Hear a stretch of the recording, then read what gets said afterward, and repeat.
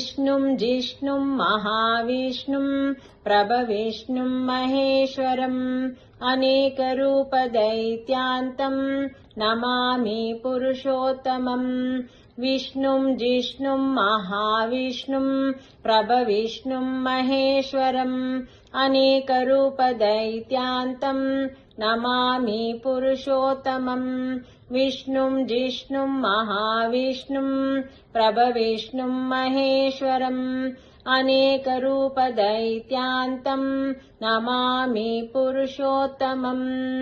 ಈ ಶ್ಲೋಕದ ಅರ್ಥ, ವಿಷ್ಣು ಎಂದರೆ ಎಲ್ಲ ಕಡೆ ವ್ಯಾಪಕವಾಗಿರುವವನು, ಜಿಷ್ಣು ಎಂದರೆ ಎಲ್ಲರನ್ನೂ ಜಯಿಸಿರುವವನು, ಮಹಾವಿಷ್ಣು ಅಂದರೆ ಅತ್ಯಂತ ದೊಡ್ಡವನಾದ ಮತ್ತು ಸರ್ವವ್ಯಾಪಿಯಾದ ವಿಷ್ಣು, ಪ್ರಭವಿಷ್ಣು ಸಮರ್ಥನಾದ ಮತ್ತು ಎಲ್ಲರಿಗೂ ಪ್ರಭುವಾದವನು, ಮಹೇಶ್ವರಂ ಮಹಾನ್ ಈಶ್ವರನು, ಅನೇಕ ರೂಪಗಳನ್ನು ತಾಳುವವನು, ದೈತ್ಯಾಂತಂ ದೈತ್ಯರನ್ನು ನಾಶ ಮಾಡುವವನು, ನಮಾಮಿ ಅವನಿಗೆ ನಾನು ನಮಸ್ಕರಿಸುತ್ತೇನೆ, ಪುರುಷೋತ್ತಮಂ ಪುರುಷರಲ್ಲಿ ಉತ್ತಮ ಶ್ರೇಷ್ಠನಾದವನನ್ನು ನಾನು ನಮಸ್ಕರಿಸುತ್ತೇನೆ ಎಂದು ಇದರ ಅರ್ಥ.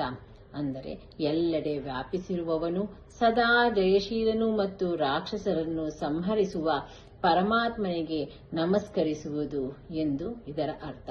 ಇದು ಶ್ರೀ ವಿಷ್ಣು ಸಹಸ್ರನಾಮ ಸ್ತೋತ್ರದ ಪೂರ್ವ ಪೀಠಿಕೆಯ ಕೊನೆಯ ಶ್ಲೋಕವಾಗಿದೆ.